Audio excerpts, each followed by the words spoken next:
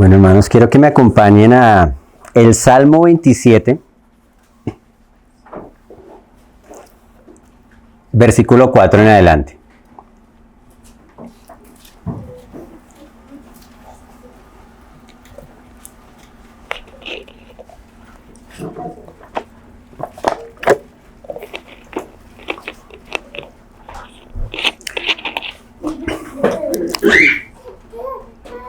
Dice la escritura, esta es Reina Valera 60, una cosa he demandado a Jehová, esta buscaré, que esté yo en la casa de Jehová todos los días de mi vida, para contemplar la hermosura de Jehová y para inquirir en su templo. Porque él me esconderá en su tabernáculo en el día del mal, me ocultará en lo reservado de su morada, sobre una roca me pondrá en alto. Luego levantará mi cabeza sobre mis enemigos que me rodean, y yo sacrificaré en su tabernáculo sacrificios de júbilo, cantaré y entonaré alabanzas a Jehová. El salmista está haciendo una oración, tiene un clamor delante de Dios, y ciertamente nosotros en nuestra vida tenemos muchas peticiones que en muchísimos momentos se vuelve clamor delante de Dios. Hay momentos en que la angustia es fuerte, en que las situaciones se salen del control, en que el panorama se pinta muy gris. El mensaje del Señor, y el Señor fue claro con su mensaje, Él no nos promete una vida de bienestar. Aunque hay algunos que así quieren coger la escritura para ofrecerle a la gente una vida de bienestar y sin problemas. Y es un mensaje engañoso para lucrarse de las personas. El Señor Jesús fue muy claro. El que quiera seguirlo a Él debe tomar su cruz y caminar en pos de Él. No es un camino libre de circunstancias difíciles. Pero el Señor también nos da con la tentación la salida. Con las circunstancias difíciles hay una esperanza para el creyente, que es diferente del incrédulo. Porque el creyente tiene la certeza de que si tiene los ojos puestos en el Señor, todas las circunstancias le van a ayudar para bien. No dice que todas las circunstancias sean buenas. Dice que todas las cosas ayudan a bien. Ahora, ¿cuál es el bien verdadero? El bien verdadero es que la vida del Señor se forme en nosotros, porque no hay otra garantía. La vida de Adán está condenada a morir. El Señor dijo, el día que comas del árbol, ese día morirás. Y es una condena. Adán debe morir. Nosotros estamos en el postrer Adán, que resucitó de la muerte.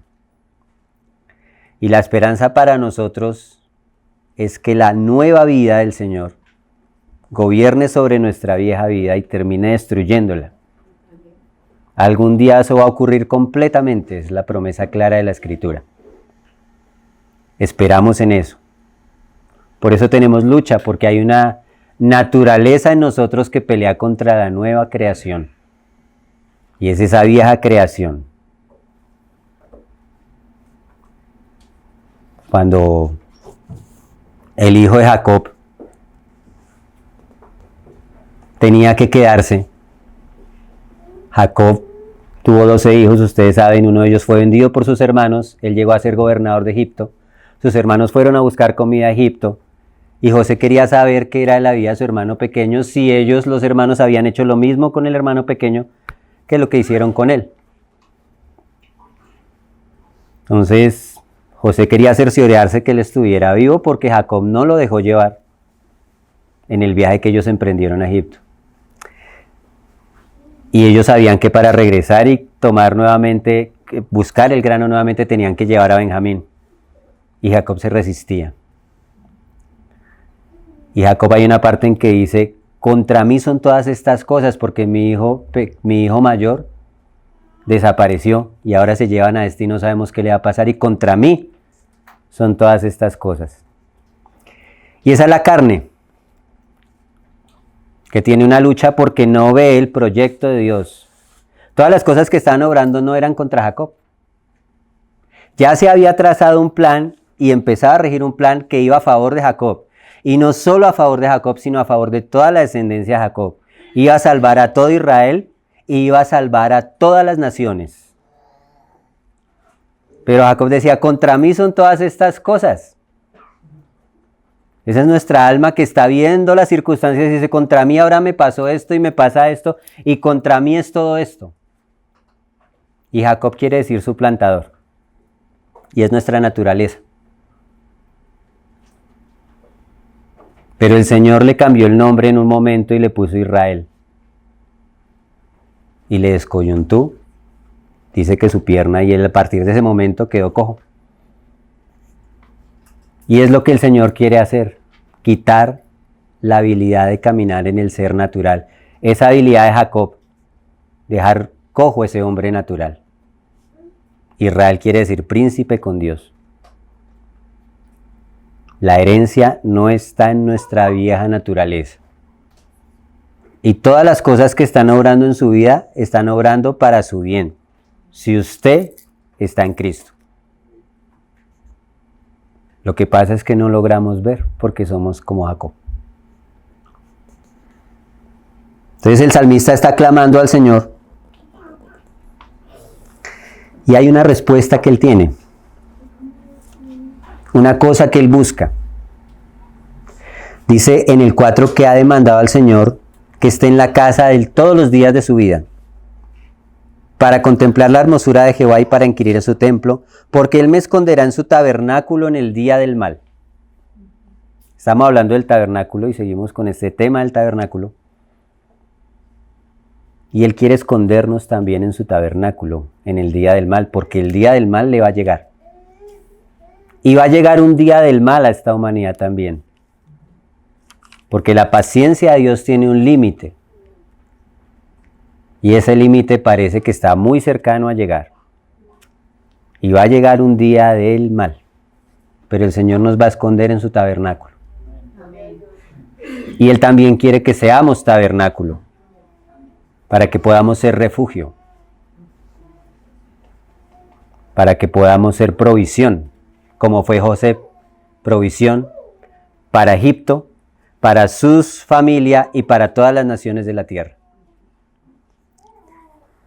Me ocultará en lo reservado de su morada. Acá está hablando no solamente del tabernáculo, sino la parte profunda del tabernáculo, del lugar santísimo. Y David es un personaje bastante curioso. Si Dios permite, de pronto logramos tocar el tema del tabernáculo de David. Porque ese fue el tabernáculo que en el concilio de Jerusalén Jacob entiende que es el que el Señor restaura. Él no restaura este tabernáculo del desierto ni el templo de Salomón. Él entiende la profecía y dice: en aquellos días restauraré el tabernáculo caído de David. Y el tabernáculo caído de David no tenía ni atrio ni lugar santo. Entraba directo a la presencia del Señor. Sin sacrificios de sangre, con sacrificios de alabanza.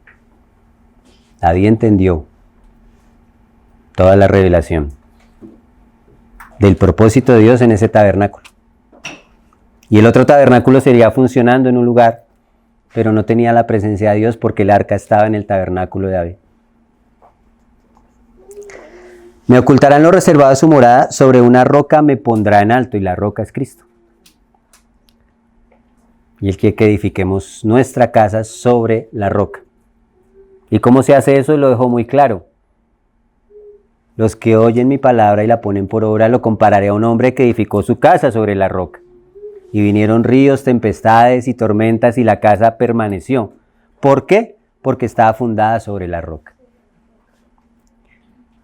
Es en la intimidad con Dios que podemos fundamentar nuestra vida en la roca. Y la intimidad no necesariamente es que usted se vaya y se ponga a orar 2, 3 horas. Eso se necesita. La palabra dice que oremos sin cesar. Pero intimidad es comunión. Que yo pueda ver las cosas como Dios las ve. Que yo pueda entender las cosas como Dios las entiende. El Señor dice, no se alabe el sabio en su sabiduría ni el fuerte en su fortaleza. En esto alabes el que se ha de alabar, en conocerme y entenderme. Tenemos que entender a Dios. Y eso se da en la intimidad. Como los esposos. Cuando tienen buena intimidad y buena comunión se entienden, se conocen. Y llega al punto en que con una sola mirada la esposa o el esposo se hablan todo. Porque se conocen. Y es lo que el Señor quiere. Ese grado de comunión, por eso Él nos llama su esposa.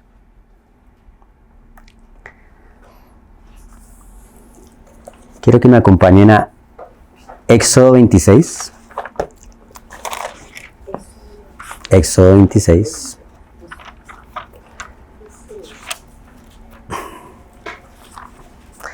Y si Yetza nos colabora con la primera imagen.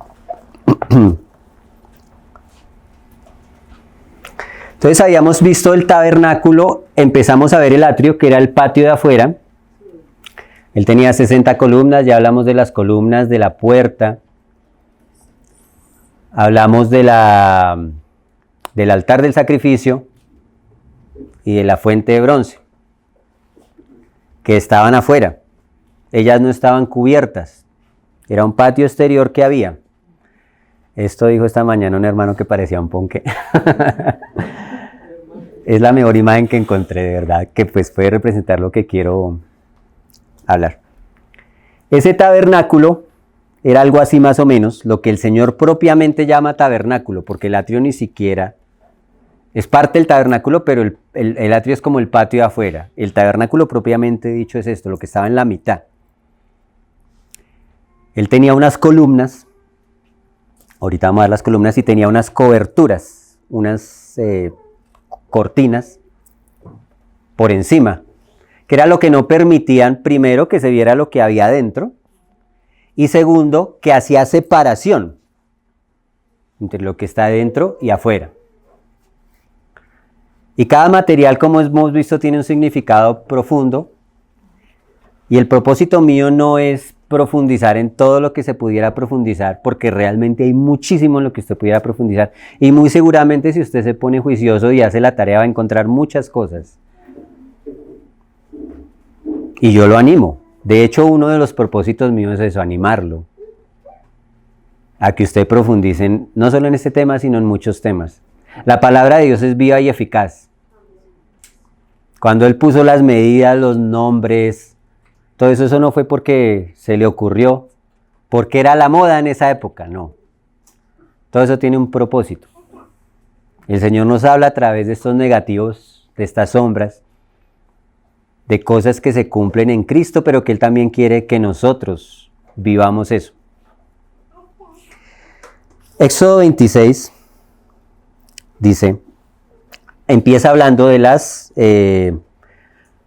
coberturas. Hay 4 coberturas encima, eso es una estructura, haga de cuenta unas tablas por lado y atrás.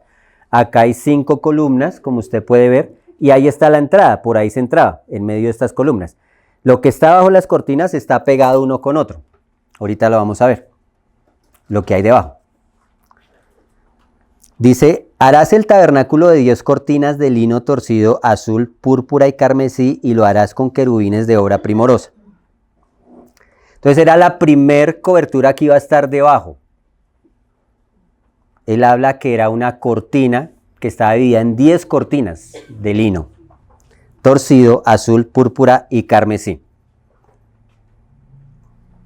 La escritura se interpreta ella misma, pero la escritura tiene muchos ámbitos en que se puede interpretar. Se puede aplicar en el ámbito natural, se puede aplicar en el ámbito de la iglesia, se puede aplicar en el ámbito espiritual. Hay cosas que el hombre le puede explicar al hombre, pero hay cosas que solamente el Espíritu le puede revelar a una persona. No se pueden explicar. Vamos a tratar de explicar lo que el Señor nos revela, pero seguramente hay mucho más sobre este tema. Se conecta con todo, porque la Escritura se conecta con todo. Toda la Escritura se conecta con todo y es algo absolutamente maravilloso. La Biblia no es un libro que alguien hubiera podido escribir aunque hubiera querido. Este es otro de los propósitos que tengo con esto. Que usted se dé cuenta de lo magnífica que es la Escritura. Es algo impresionante. Es escrita por 40 autores diferentes. Ahora, imagínese que cada uno de nosotros escribiéramos un libro y luego una los libros a ver si tienen algo que ver. Eso sería un milagro. Pero acá estamos hablando de que esos 40 autores ni siquiera la mayoría se conocieron. Unos hablaron en 3 idiomas diferentes. El hebreo, el arameo y el griego. Pertenecieron a 1500 años diferentes. Imagínense lo que yo pudiera escribir un libro ahorita y se compaginara con algo que alguien escribió hace 100 años. Eso sería algo sorprendente, pero estamos hablando de acá de 1500 años. Y en 3 continentes diferentes. Estuvieron en Asia, en Europa y en África. Y sin embargo, toda la Escritura tiene una unidad absolutamente impresionante. Es diferente a las obras de los hombres. Usted se pone a ver un cuadro, el cuadro más hermoso, la obra de arte más hermosa, y usted se pone a mirarla con microscopio y le encuentra detalles, le encuentra faltas, le encuentra defectos. Aunque hay hombres que han llegado a un nivel impresionante. Hay obras que las siguen estudiando, tanto literarias como obras de arte, porque el hombre es hecho a semejanza de Dios. Pero las obras de Dios no son como las de los hombres, están sin defectos, y el hombre entre más profundiza en las cosas de Dios, descubre más riqueza, aún en lo natural. Entre más la ciencia se pone a buscar las cosas profundas de la creación, más confirma la Escritura. Y lo maravillosa que es la creación. Entonces, la Escritura es algo absolutamente maravilloso. La Escritura tiene más o menos 63.779 referencias cruzadas. De solo capítulos, no estamos hablando de versículos porque eso sería ilimitado. ¿Qué son referencias cruzadas? Que un capítulo tiene que ver con este otro capítulo y este otro tiene que ver con el otro. Y se intercambian entre el Antiguo y el Nuevo Testamento de una manera absolutamente impresionante. Entonces, esa es la Escritura que el Señor nos dejó, que trata de mostrarnos un camino. El camino a Cristo. Toda la Escritura nos habla de Cristo. Cada cosa, no solo en el tabernáculo, desde Génesis hasta Apocalipsis, cada cosa habla de Cristo. Y nosotros somos el cuerpo de Cristo. Eso nos incluye. Porque usted no ve una cabeza separada del cuerpo. Sería raro, ¿no? Solo en las películas ve usted. Pero una cabeza no anda sin el cuerpo. La Escritura está hablando de usted también, porque usted es parte del cuerpo de Cristo. Entonces dice que eran 10 cortinas ahí en el 26. Y tenían los mismos colores que nosotros ya vimos los colores. No voy a profundizar en los colores, aunque voy a tocar un poquito acerca de los colores. El 10, pues nosotros vemos que hay muchas referencias del 10 en la Escritura, pero se me vino mucho a la mente los 10 mandamientos. Los 10 mandamientos tienen que ver con la responsabilidad del hombre. El hombre tiene una responsabilidad delante de Dios. 5 mandamientos que hacen referencia a Dios y 5 mandamientos que hacen referencia al prójimo. El de honra a tu padre y a tu madre hace referencia a Dios. Ese es tema de otro mensaje. Entonces, esta cobertura tenía 10 cortinas. Ahí dice la longitud de las cortinas. La longitud de una cortina de 28 codos y la anchura de la misma cortina de 4 codos. Cada cortina medía 28 por 4. 28 codos. Era la medida que establecían para todas el tabernáculo. Entonces cogían la parte de 28 y la extendían alrededor. Digamos que estos son los 28. Y las 4 la unían. 5 cortinas nos daban 20 codos. Y las otras 5 nos daban otros 20 codos. Luego unían las 2 cortinas que quedaban y quedaba una cortina de 40 codos. Este tabernáculo tenía en profundidad 30 codos de largo. O sea que tapaba la parte externa porque él tenía 10 codos de alto. Entonces tapaba toda la parte de arriba y en la parte posterior también quedaba cubierto. Todas las cortinas tendrán una misma medida. Ahí lo describe, dice, 5 cortinas estarán unidas una con la otra y las otras 5 cortinas unidas una con la otra. O sea que 5 cortinas se unían y formaban una cortina, 5 cortinas se unían y formaban una cortina. Luego esas 2 cortinas grandes hacían lazadas de color azul. Las lazadas son como unos cordoncitos parecidos a estos que tienen las cortinas. Y esas lazadas, hacían 50 lazadas en una, 50 lazadas en la otra de color azul, iban a estar unidas por unos corchetes de oro. Esa era una cortina completa en la mitad unida por corchetes de oro. Nosotros hablamos que el azul era la divinidad del Señor. Tenía que ver también con el Evangelio de Juan y con el águila.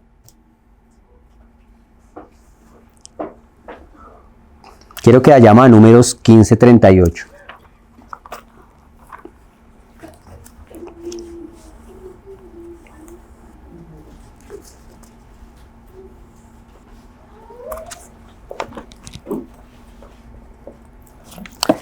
Dice, y Jehová habló a Moisés diciendo, habla a los hijos de Israel y diles que se hagan franjas en los bordes de sus vestidos, por sus generaciones, y pongan en cada franja de los bordes un cordón azul. Entonces el borde del vestido de los judíos tenía un cordoncito azul. ¿Y para qué era ese cordón? El Señor lo aclara. Y os servirá de franja para que cuando lo veáis os acordéis de todos los mandamientos de Jehová, para ponerlos por obra.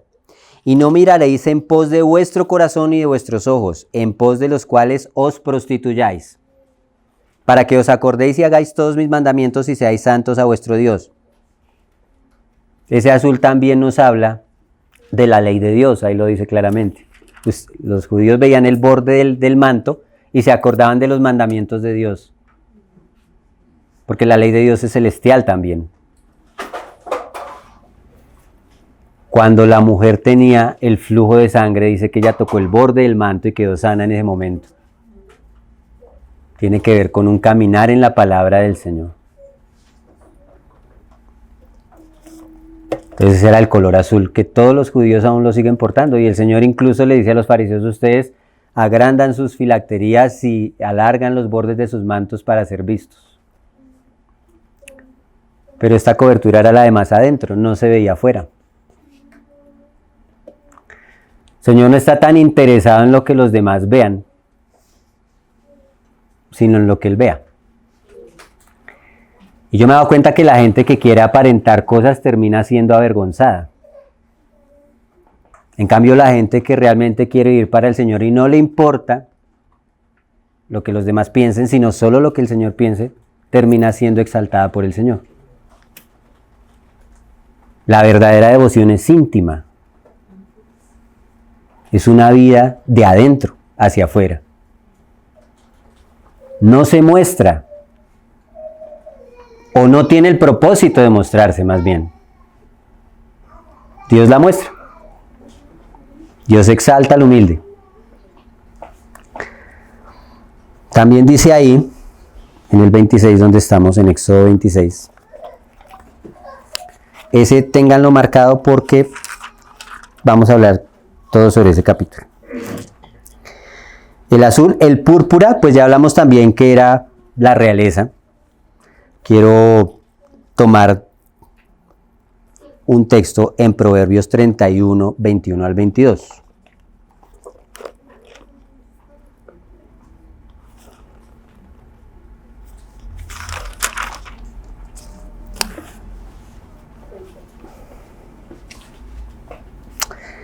Está hablando la escritura de la mujer virtuosa.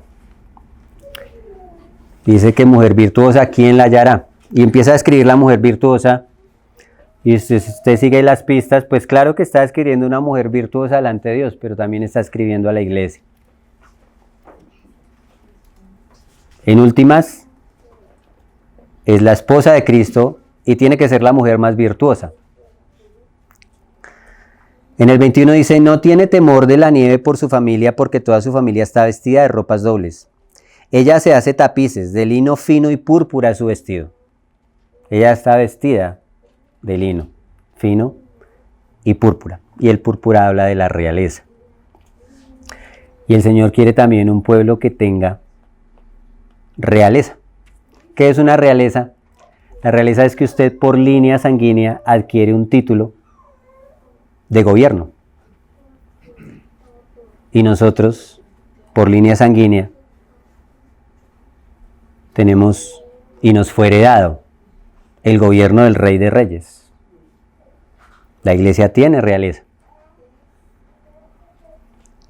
A Daniel también, cuando el rey le dice que interprete la visión, estaban todos ahí reunidos bebiendo vino, unos contra otros, dice el original. No dice que era unos juntos bebiendo vino, el original dice que era unos contra otros. Estaban haciendo competencia cuál era el que más tomaba. En los vasos del Señor. Mandaron traer los vasos del templo del Señor y estaban tomando. Y aparece una mano y escribe en la pared, Mene, Mene, Tekel, Uparsin. Y el rey se asusta y manda a llamar los sabios y resulta Daniel ahí. Y Daniel le dice, le da la interpretación. Y el rey dice, al que me pueda dar la interpretación lo voy a vestir de púrpura. La realeza. Y Daniel no se deja seducir por esa promesa, como hacen muchos de los ministros hoy en día que tienen acceso a los gobernantes de este mundo y que les dicen cosas halagüeñas que ellos quieren escuchar. Los profetas del Señor no eran muy queridos por los gobernantes, porque los gobernantes confrontaban la maldad. Los profetas confrontaban la maldad de los gobernantes. Y ese fue el caso. Daniel le dijo, tu reino ha sido cortado. Eso era lo que quería decir la palabra. Y le podía costar la vida. Pero el rey de todas maneras cumplió su promesa y dice que esa misma noche vinieron contra ellos y los mataron. Mientras él estaba ahí embriagándose, los enemigos estaban haciendo, trancaron el río, porque era la única forma de entrar a la ciudad, porque esa ciudad estaba muy fortificada y pasaba un río por en medio. Al trancar el río, el canal del río quedó desocupado y por ahí se metieron. Invadieron la ciudad y ellos estaban allá felices, celebrando. Y es el hombre natural también que está feliz celebrando y no sabe lo que está aconteciendo. Y mucha gente también en la religión, tomando vino en los vasos del Señor, todos contra todos, a ver quién es el que tiene más unción y quién hace el espectáculo más grande. Y no saben lo que se viene encima. Entonces ese era el púrpura. Hay más textos, pero pues lo dejo ahí. Carmesí. Ahora, el término que utiliza acá, este término carmesí, es muy curioso y muy bonito. El término en hebreo es tolá. T-O-L-A, tolá. Ese término, si nosotros lo tradujéramos, quiere decir gusano. Eso quiere decir, ¿por qué? Porque había un gusanito que se llamaba tolá. Mire lo curioso de este gusanito. El gusano hembra, femenino, para procrear, para multiplicarse, él sube a un tronco de roble, se desprende de sus paticas y se muere. Y eso es lo que le da vida a sus descendientes. Y este gusano es de color rojo. De ahí sacaban el tinte carmesí. Es rojo. Y a los 3 días de muerto, sus descendientes han quitado todo el color rojo y queda blanco. Yo creo que nos habla mucho. Y él utiliza ese término. Lo utiliza por primera vez en Génesis 38:28, aparece este término en hebreo. Tiene que ver con esto, Génesis 38:28. Sucedió que cuando daba luz, que sacó la mano el uno, y la partera tomó y ató a su mano un hilo de grana, diciendo, este salió primero. Los pongo en contexto. Judá fue un hombre complicadito, un poquito rebelde. Es bonito un día si podemos hacer el estudio de la vida de Judá, porque habla de ese camino entre una vida de oscuridad a llegar a dar la vida por sus hermanos, que fue lo que hizo Judá lo último. Un camino de redención, y en el camino pasó muchas circunstancias complicadas. Entre esas, la ley decía que cuando un hombre moría y no dejaba descendencia, el hermano debía casarse con la viuda, y los hijos que nacían no tenían el apellido de él, sino del hermano que había muerto. Eso lo hacían con el fin de preservar el nombre, que era importante en las genealogías, porque para los judíos es extremadamente importante las genealogías. Entonces, que no se perdiera ahí que él murió y no dejó descendencia, entonces no se pierda ahí, sino que los hijos sean contados del nombre del hermano muerto, que en últimas pues tenían una genética parecida. Complicado. Entonces, esta mujer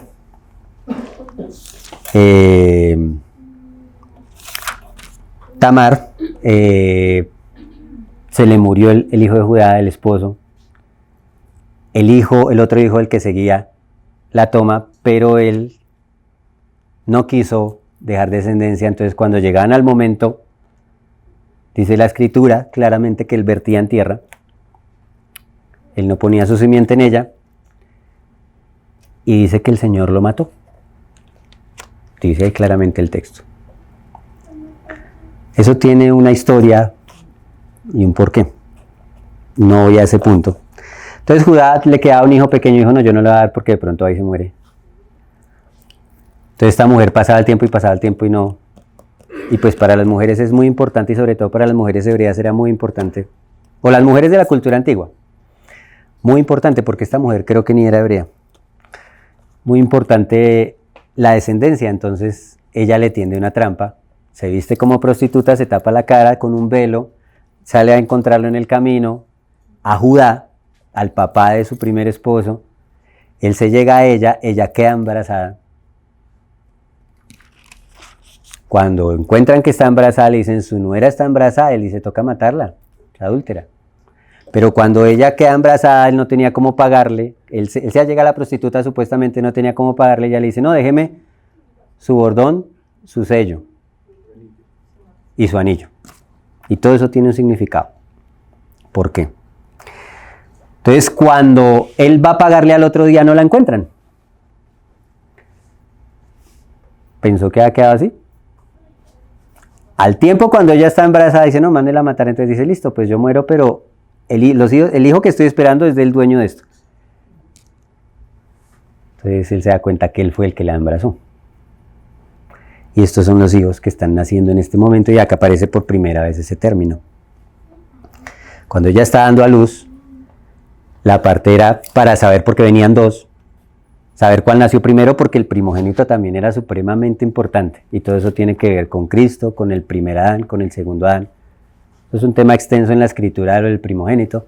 Entonces ella amarra un cordoncito rojo, un cordoncito grana, un cordoncito tolá en la muñeca. Y porque sale el primer niño, saca el brazo, seguramente ella amarra el cordón para ir a sacarlo, pero cuando ella amarra el cordón, el otro hermano parece que lo empuja y sale primero. Entonces el primogénito no fue el que sacó la mano, sino el primogénito fue el otro. Entonces él queda con el signo del primogénito, pero él no es el primogénito. Entonces ese es el texto, para ponerlo en contexto. Sucedió que cuando daba luz, que sacó la mano el uno, y la partera tomó y ató a su mano un hilo grana, que es el mismo término, diciendo, este salió primero. Pero volviéndola a meter la mano, he aquí salió su hermano y ella dijo, ¿qué brecha te has abierto? Y llamó su nombre Fares. ¿Qué quiere decir brecha? Que es el primero que nació. Después salió su hermano, el que tenía en su mano el hilo de grana, y llamó su nombre Sara. Y Fares está en la genealogía de nuestro Señor Jesucristo. Él engendra de Rom, y ahí para adelante viene toda la genealogía de Jesucristo, de este primogénito. Y es un tema muy extenso lo de Judá. Ahí no me quiero quedar, solamente para decir algo muy corto. La antigua creación y el antiguo pacto de primogenitura era por una línea sanguínea. El judío nace judío y ya tenía un pacto sobre él porque era judío. Para nosotros no es así. El Señor abrió una brecha y el reino de los cielos sufre violencia y los violentos lo arrebatan. Es una decisión y es una lucha para alcanzar las promesas y la heredad de la primogenitura. Pero no me quiero quedar ahí en ese tema. Entonces, ahí aparece por primera vez ese término de Tolá.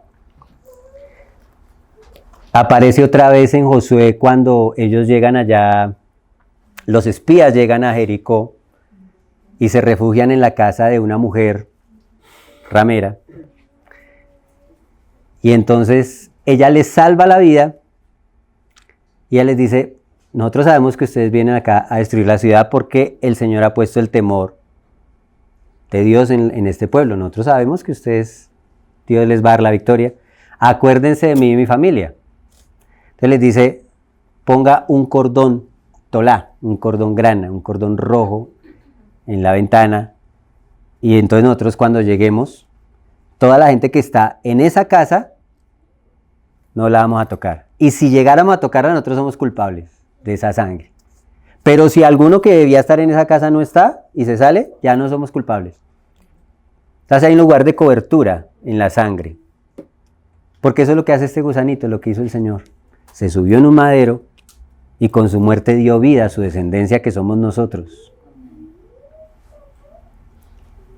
Entonces es interesante este término. Vuelve a aparecer otra vez en el Salmo 22, pero ya lo traducen no como tolá, sino como gusano. Salmo 22. Este es un salmo profundamente profético.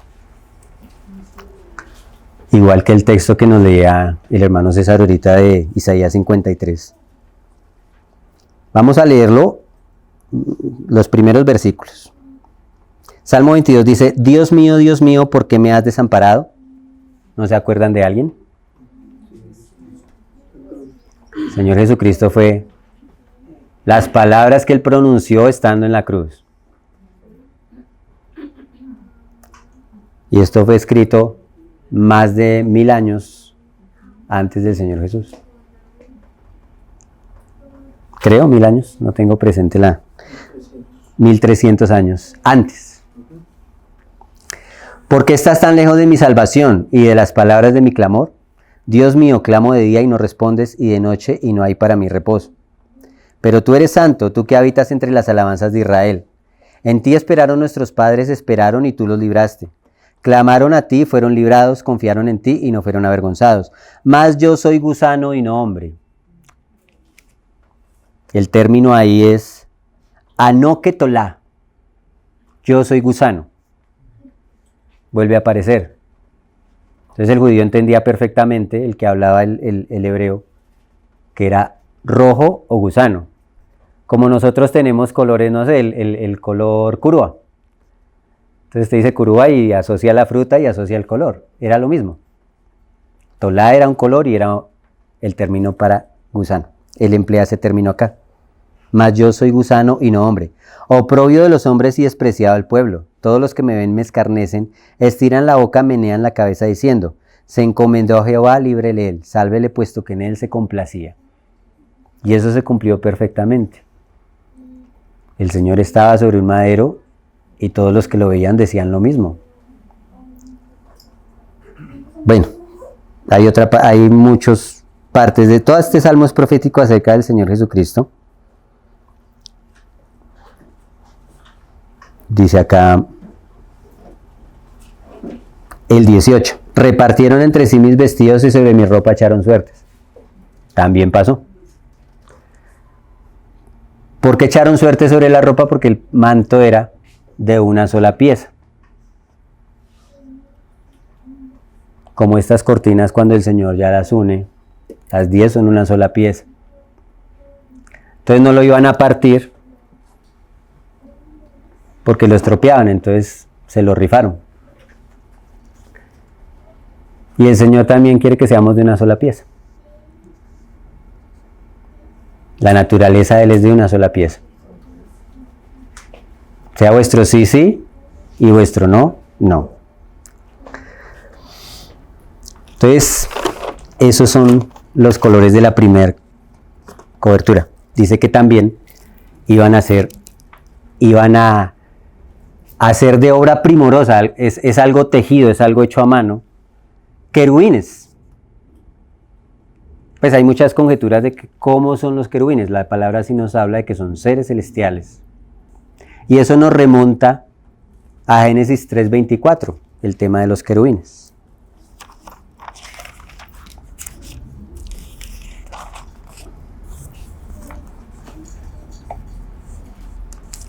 Dice, echó pues fuera al hombre y puso al oriente del huerto de Edén querubines y una espada encendida que se revolvía por todos lados. ¿Para qué? Para guardar el camino del árbol de la vida. Entonces el hombre tenía 2 árboles en el huerto de Edén, el árbol de la ciencia del bien y del mal. Hay algunos que dicen que Dios no quiere que los hombres acudan a la ciencia y que la ciencia está contra Dios. Y eso es mentira. Dice que es la ciencia del bien y del mal, el conocimiento del bien y del mal. Dios se quiere reservar lo que es bueno y lo que es malo, y no que nosotros decidamos. Porque no tenemos el estado para decidir lo que es bueno y malo. Eso es como si un niño pequeño, usted si lo pusiera a elegir qué quiere comer. Un niño de 3, 4 años, ¿usted qué quiere comer? No, pues va a comer solamente chocolatinas, bombones, salchichas, perros calientes, hamburguesas. Es lo mismo. Es lo que él quiere, pero no le sirve. Y él no va a querer comer lo que le sirve. Póngalo en plato de verduras. Se lo come voluntariamente, no lo hace, pero lo necesita.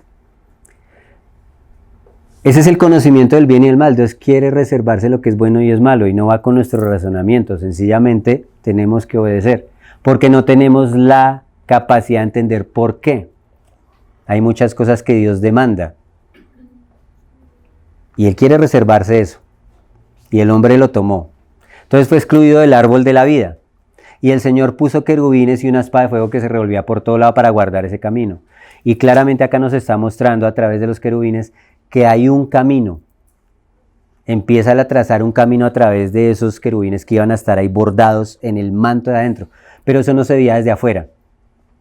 Cuando los sacerdotes entraban al lugar santo, atravesaban esa puerta, adentro veían esa cortina con los 4 colores y querubines ahí bordados. Solo lo veían en el cielo porque las tablas estaban unidas entre sí y la cobertura era por fuera de las tablas, pero en la parte de arriba solamente iba a estar la cortina que tenía bordados de querubines. Ellos miraban arriba y ven los querubines y podían recordarse que ya el Señor estaba abriendo un camino otra vez al árbol de la vida, que es Cristo, y una espada de fuego que se revuelve por todo lado, porque la espada necesita dar muerte al hombre natural para que podamos entrar a la comunión con el Señor. También iba a haber un velo en la mitad que tenía querubines, que más adelante no lo menciona. Entonces, volvamos a Éxodo 26.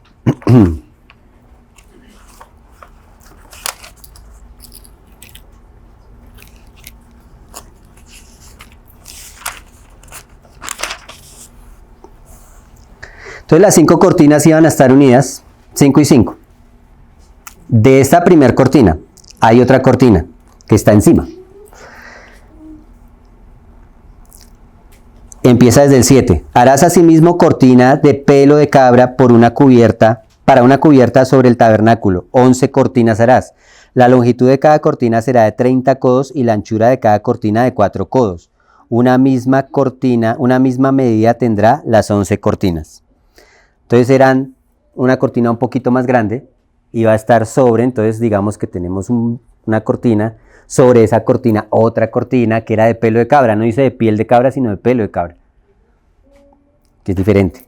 Tejían el pelo de alguna manera y hacían cordones tal vez, y eso era la cortina. Eran 6 y 5 en este caso, porque el pelo de cabra también habla de la condición de nosotros en nuestro estado natural. Las cabras son indómitas, no son como las ovejas, y nosotros en nuestra naturaleza no somos domesticables, somos rebeldes. Entonces era la segunda cortina, y eso tiene que ver también con la naturaleza humana. Dividían 6 cortinas, en este caso no eran 5 y 5, sino 6 cortinas y 5 cortinas, y las unían y formaban 11 cortinas. Y el 6 es el número del hombre que fue hecho el sexto día, y el 5 el número de la gracia. Y eso lo unían con corchetes, no de oro en este caso, sino de bronce. La primera cortina era unida con corchetes de oro, esta era unida con corchetes de bronce, que es el juicio de Dios. Y la única manera que se pueda unir la naturaleza de nosotros con la gracia de Dios es a través del juicio que llevó el Señor Jesucristo. Y que también Él quiere establecer al hombre natural.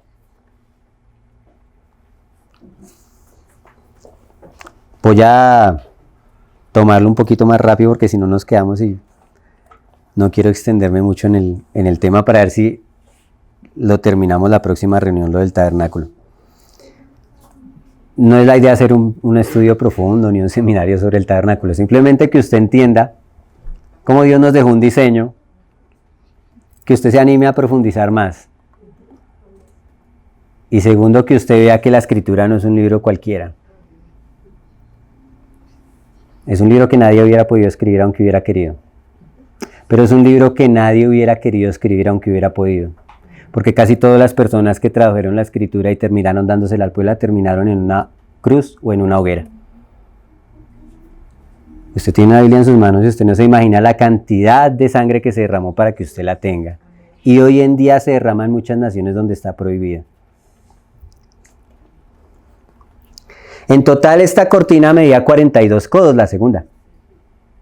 Y el 42 también habla de los campamentos que vivió el pueblo de Israel en el desierto y de las generaciones, de la genealogía de Jesús, que nos habla de un proceso hasta llegar al Cristo, que nos habla de un proceso hasta llegar a la tierra prometida que es Cristo. Eso era lo que estaba dentro, lo que veían los sacerdotes, era la cortina con querubines, la otra no se veía. Y encima había otras cubiertas.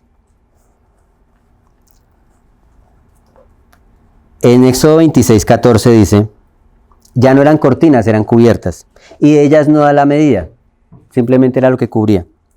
Harás también a la tienda una cubierta de pieles de carneros teñida de rojo, y una cubierta de pieles de tejones encima, ya hablamos lo del tejón. Entonces, en últimas, la persona que veía el tabernáculo desde afuera veía una piel de tejón que no era nada llamativa. Toda esta riqueza que había adentro estaba escondida a los ojos de las personas que no estaban adentro. Y las cosas del Señor están escondidas para el hombre natural. Solamente usted, cuando entra por la gracia al lugar de la presencia de Él, puede contemplar esas riquezas. No hay otra manera. Yo las puedo anunciar a usted, pero si usted no entra ahí no las puede ver. Y es entrar al lugar de la presencia del Señor para contemplar. Era lo que pedía David en el Salmo que leíamos. Para contemplar la hermosura del Señor. Y para inquirir en su santo templo, porque realmente es lo único que tiene el poder de transformarnos a la imagen de Él. Entonces era lo que había ahí, por encima. Ahora, ¿qué era lo que sostenía eso? Vamos a ver. Y harás para el tabernáculo tablas de madera de acacia que estén derechas. Eran tablitas derechas. Ahora hablamos de que la acacia es una madera muy torcida por naturaleza. Entonces, ¿qué tenían que hacer con el arbolito? Talarlo, sacarlo del lugar donde estaba, cortarlo y empezar a cepillarlo para enderezarlo.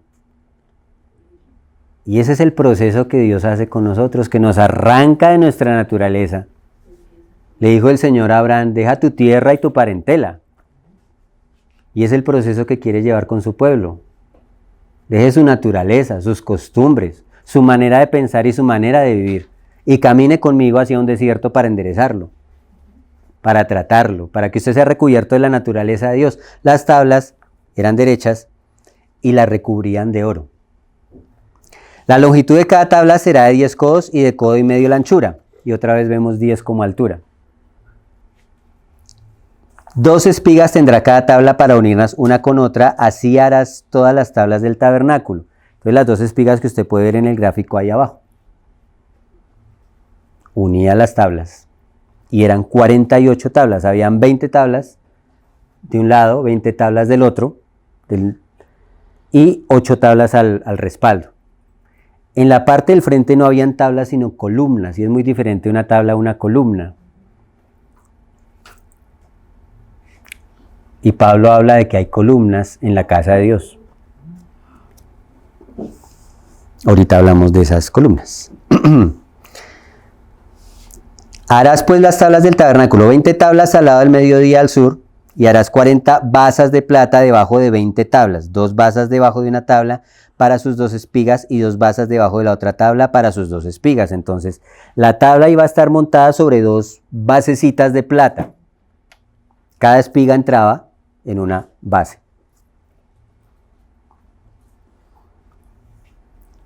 Hay un texto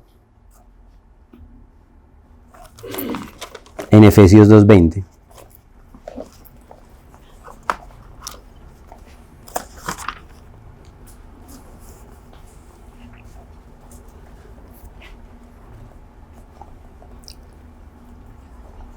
Dice: edificado sobre el fundamento de los apóstoles y profetas. 2 fundamentos, vean. Y esas tablas están montadas sobre 2 bases. Siendo la principal piedra del ángulo Jesucristo mismo. Ahora está hablando de esto. Mire lo que dice. En quien todo el edificio bien coordinado va creciendo para ser un templo santo en el Señor. Sí, está hablando de eso. Entonces hay un fundamento que es los apóstoles y los profetas. La escritura. Eso es lo que realmente nos sostiene todo el templo. Las tablas no están puestas en tierra, sino sobre unas bases de plata. Ahora, ¿esa plata de dónde provenía? Esa plata era el dinero por el rescate. Cada judío debía pagar una cantidad de plata porque nosotros o la raza humana está condenada a la muerte, al juicio de Dios. No es que nosotros tratamos de ser mejores, sino que nosotros estamos condenados. Lo que a nosotros nos redime es el sacrificio que hizo Cristo, no lo que nosotros hagamos. Eso fue la plata que se pagó, la sangre de nuestro Señor Jesucristo. Ese es el fundamento que sostiene toda la estructura, porque nadie puede poner otro fundamento que el que está puesto, el cual es Jesucristo. Y sobre este fundamento cada cual mire cómo sobreedifica, dijo Pablo. Pero también como el cuerpo humano tiene 2 pies, acá hay 2 fundamentos, tanto el antiguo pacto como el nuevo. La escritura es completa y se complementa. Todos los escritores del Nuevo Testamento tenían solo el antiguo. Y esa fue la base de la iglesia. Y usted no puede entender el nuevo sin el antiguo. Y no puede entender las sombras del antiguo sin el nuevo.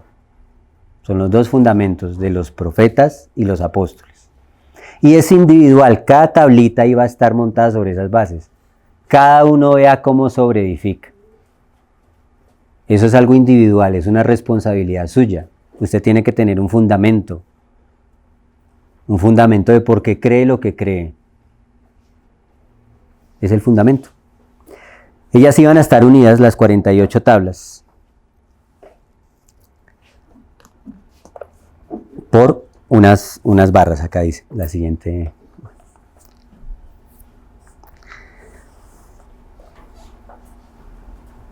Bueno, dice acá cuántas tablas eran, ya hablé cuántas. Vamos a leerlo desde el 21. Y sus 40 basas de plata, 2 basas debajo de una tabla y 2 basas debajo de la otra tabla, Y para el lado posterior del tabernáculo al occidente harás 6 tablas, harás además 2 tablas para las esquinas, en total eran 8 en la parte posterior, las cuales se unirán desde abajo y asimismo se juntarán por su alto con un gozne, así será con las otras 2, serán para las 2 esquinas, de suerte que serán 8 tablas. Dice el 26, harás también 5 barras de madera de acacia para las tablas de un lado del tabernáculo. Entonces iban a haber unas barras que atravesaban todo eso, entonces estaban las tablas montadas sobre las bases y aparte iba a haber unas barras, cada tabla tenía un anillo de oro porque estaba recubierta de oro y la cubierta de oro traía unos anillos, sobre esos anillos iba a pasar unas barras que eran de madera de acacia recubiertas de oro, que ya dijimos que es la naturaleza del Señor. Y eran 5. Y dice acá y la barra de en medio pasará por en medio de las tablas de un extremo al otro. Entonces lo más probable, y lo que apuntan la mayoría de comentaristas, es que la barra de la mitad iba a pasar así como está en este gráfico, por la mitad y no va a ser visible, y ella era la que iba a unir las tablas. Y las de afuera iban a pasar, entraban 2 barras por acá, una barra por acá, una barra por acá, una barra por acá y otra por acá. Entonces en cada lado habían 5 barras que unían todo el edificio. Y esta estructura nos habla también de la iglesia, porque nosotros somos morada del Señor. Y estamos edificados sobre el fundamento de los apóstoles y profetas. Y tenemos de cobertura también la vida del Señor. Hay muchos lugares donde hablan de la cobertura, que la cobertura es un hombre o un ministerio. Usted no encuentra eso en la Escritura. De hecho, lo único que encuentra es que el Señor dice, hay del que se aparta para cobijarse con cobertura y no de mi espíritu. Nuestra cobertura no es una persona, un ministerio, un ser humano. Es el Señor. Pero debe ser una cobertura para todos. Por eso hay esta unidad. Esas barras pueden significar varias cosas. Hechos 2:42 habla de 4 cosas, miren.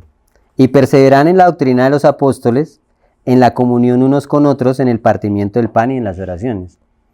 Ya son cosas que son visibles. Como estas 4 columnas eran visibles. Entonces hay cosas que unen a la iglesia y estas 4 cosas unen al cuerpo de Cristo. La doctrina de los apóstoles, que es la Escritura. Hay muchas doctrinas y hay corrientes doctrinales, pentecostales, reformadas, bautistas.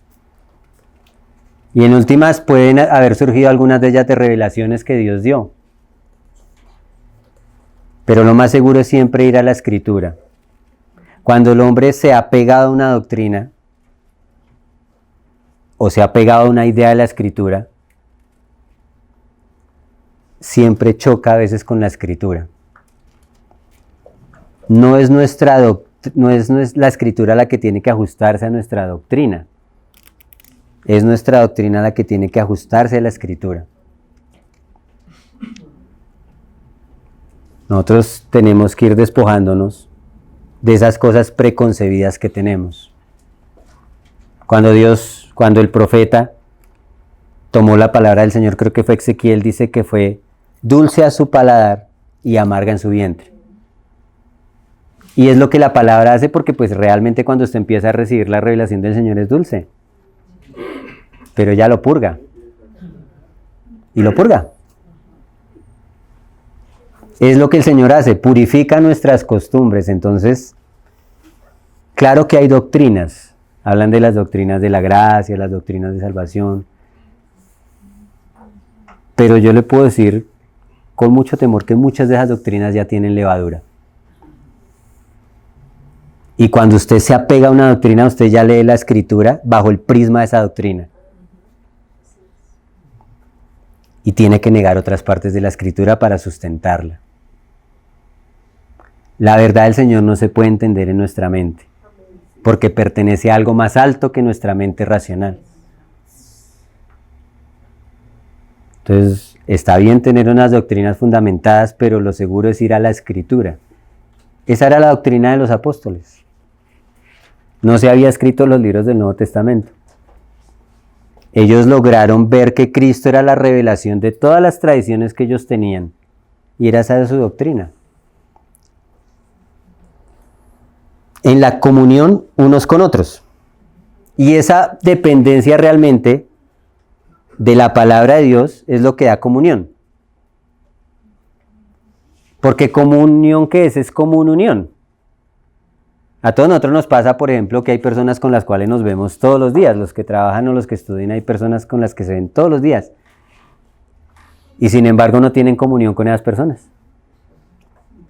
Entonces comunión no es tanto de estar juntos todo el tiempo. Es de estar unidos con un mismo propósito e ir avanzando para el mismo lado. Eso es comunión. Hay personas con las que usted no se ve sino cada año, pero parece que se vieran todos los días porque hay tal comunión. Se entienden. Se entienden mejor que con aquellos que usted se ve todos los días. Con el Señor es igual.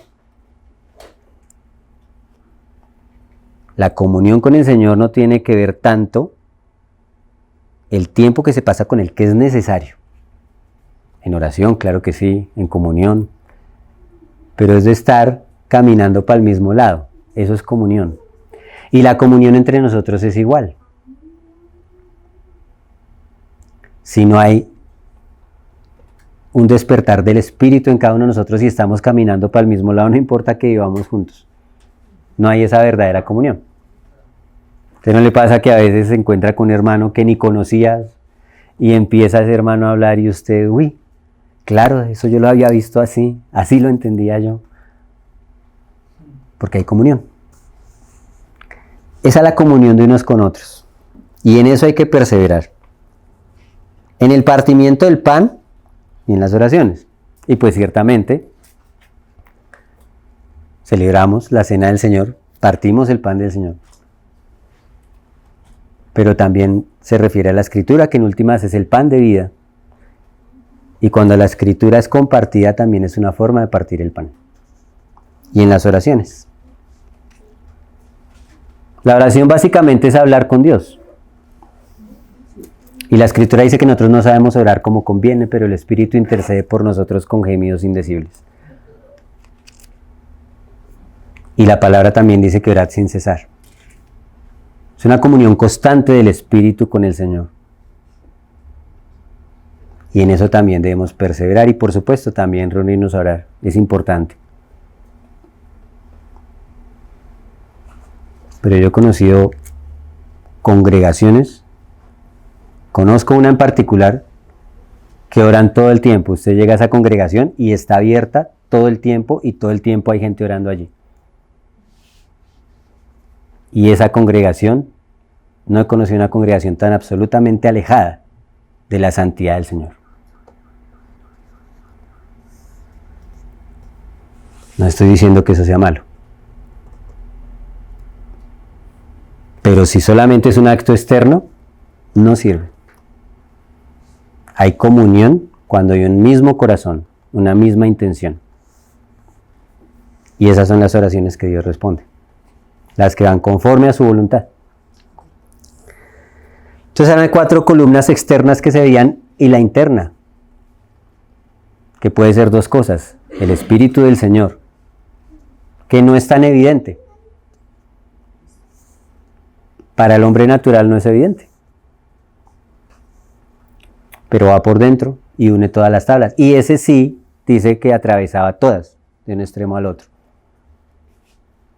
También puede hablar del amor del Señor, que es el vínculo perfecto, dice.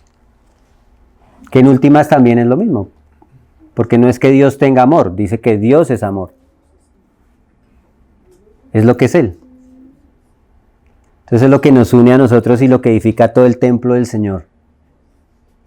Lo que le da firmeza, el fundamento de los apóstoles y profetas y la unidad de la comunión con el Señor, del partimiento del pan, de las oraciones y de la doctrina de los apóstoles. Ahí está conformado el edificio, se une y cada uno de nosotros tiene la responsabilidad de edificar sobre ese fundamento. Y va a ser probado por el fuego. ¿Sobre qué edificó usted? ¿Sobre qué edifiqué yo? Esas son las tablas. Voy a hablar de las columnas y ahí terminamos. Volvamos a Éxodo 26.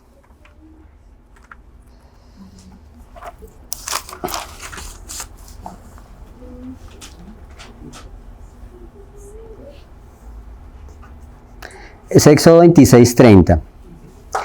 Y alzarás el tabernáculo conforme al modelo que te fue mostrado en el monte. Entonces eso no fue que a Moisés se le ocurrió algo que fuera bien bonito y chévere y que tuviera la firmeza para sostenerlo, no, Moisés recibió el modelo. También harás un velo azul, púrpura, carmesí, lino torcido, será hecho de obra primorosa con querubines. Entonces había un velo. La imagen siguiente. Entonces él formaba un edificio, creo que el que sigue. No, tampoco se la envié. Bueno, por dentro había una división. Esa división habían 4 columnas, a la entrada habían 5, en la división habían 4 columnas y sobre esas columnas estaba montado un velo. Ahora a mí el velo me sugiere que permitía que alguito se viera adentro, porque es un velo. La cortina, usted tiene una cortina y pues no ve nada de lo que hay afuera, pero el velo sí usted logra ver alguito. Tengo esa percepción, porque dice claramente que era un velo. Estaba tejido de la misma primer cortina, de los mismos elementos, y ese velo estaba ahí en la mitad. La primer parte, sí, este es el velo, ahí usted lo ven. Entonces teníamos que el tabernáculo tenía 30 codos de profundo, y había 20 codos desde esta parte hasta el velo. 10 codos de alto, 20 de profundo y 10 de ancho. Y usted lo multiplica todas las medidas y le da 2000. Y 2000 es más o menos la edad de la iglesia. Y estamos llegando al fin de esa edad. Si nosotros hablamos de días proféticos, el Señor hizo el mundo en 7 días.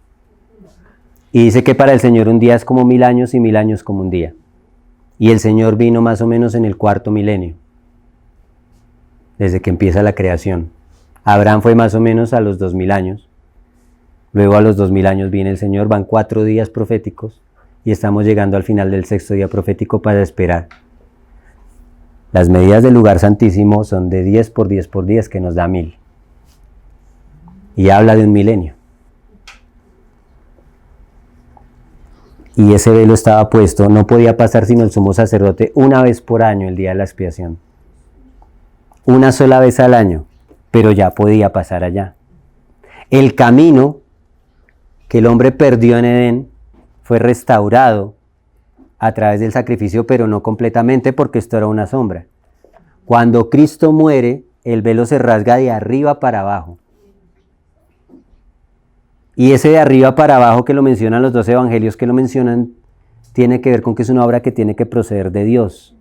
No procede del hombre, no se rasgó de abajo para arriba, sino de arriba para abajo se rasga el velo que la palabra dice en Hebreos, que es su carne, y nosotros ya tenemos libre entrada a la presencia del Señor. Y hay unas columnas que sostienen acá, son 5, y el 5 también nos habla de ministerio. Dice que Él constituyó a unos apóstoles, a otros profetas, pastores y maestros para perfeccionar a los santos. ¿Me faltó alguno? Evangelistas. Efesios 4, 11, 16. 4, 11, 16. Sí.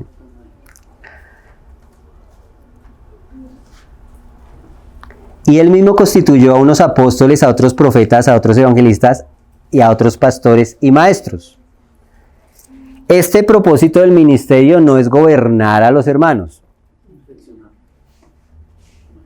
No es que separa a esas personas ahí y nosotros estamos sobre el pueblo y el pueblo depende de nosotros, sino que dice que son puestas para perfeccionar a los santos para la obra del ministerio. Los santos tienen un ministerio que Dios quiere darles a cada santo. Entonces este ministerio de las columnas, Pablo habla de columnas, de hombres que han llegado a un tipo de madurez que pueden sostener toda la estructura, que son personas que tienen ya un trato por el Señor y se vuelven columnas también.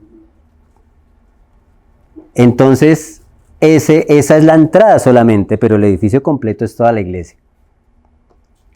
Y esos santos deben tener un ministerio, y este ministerio que hay es para perfeccionar el ministerio de los santos. ¿Para qué? Para la edificación del cuerpo de Cristo. Mire lo del cuerpo, porque es como un cuerpo, es que realmente es un cuerpo. Y es curioso, mire, usted tiene, en esta parte que cubre todas las vísceras, hay 12 costillas, 12 pares de costillas y son 24. Tenemos 33 vértebras, pero de esas quedan nomás 24 móviles cuando usted es adulto, porque las otras se soldan en dos huesos. Y tenemos 24 más 24 costillas, otra vez 48, y hay 48 tablas ahí. Y esto protege todas las vísceras internas, el corazón, todo lo que hay por dentro. Es maravilloso, y hay una cabeza, la cabeza es Cristo, que comunica a través de todo el cuerpo, por la médula espinal, la vida a todos los órganos del cuerpo. Y había una barra que pasaba por la mitad también. Entonces dice, hasta que todos lleguemos a la unidad de la fe y del conocimiento del Hijo de Dios, a un varón perfecto a la medida de la estatura de la plenitud de Cristo. Entonces el propósito del ministerio, que las personas crezcan en Cristo. No que formemos acá un pocotón de predicadores para que vayan y hagan la obra que nosotros hacemos, no. Que sean perfeccionados en Cristo. ¿Por qué se necesita que sean perfeccionados en Cristo? Dice ahí, para que ya no seamos niños fluctuantes llevados por doquiera de todo viento de doctrina por estratagemas de hombre que para engañar emplean con astucia las artimañas del error. Y ese es un enemigo que hay en el cuerpo de Cristo. De hombres que emplean con astucia las artimañas del error para engañarlos, y lo hacen con la misma escritura. Entonces el Señor necesita gente madura que ya no sea arrastrada de aquí para allá, y que hoy quiera una cosa y mañana quiere otra cosa, y viene y le dice y mañana cree otra cosa, sino que sean personas sólidas en la fe, que lleguen a la estatura del varón perfecto, para que ya no sean niños fluctuantes. El Señor desea que maduremos, sino que siguiendo la verdad en amor crezcamos en todo en aquel que es la cabeza, eso es en Cristo, de quien todo el cuerpo bien concertado y unido entre sí por todas las coyunturas que se ayudan mutuamente, según la actividad propia de cada miembro recibe su crecimiento para ir edificándose en amor. Vea lo maravilloso es. Es un cuerpo y es vida. Entonces no es que usted vino y se sentó el domingo y escuchó la palabra del Señor, de lo que le dijo el predicador, que son migajas realmente, para lo que el Señor puede darle a usted, y con eso usted se sostiene y llena la batería, y él llega el sábado y ya está con la batería así descargada, ¿no? Es que es vida. Usted tiene que tener la vida del Señor conectada y vivir enchuflado, porque usted es un miembro del cuerpo de Cristo. Y el don que usted tiene yo lo necesito. Y lo necesita todo el cuerpo, porque crecemos en amor para ser edificados unos con otros, para ser morada de Dios, para que Dios habite en medio de nosotros. Ese es el templo del Señor.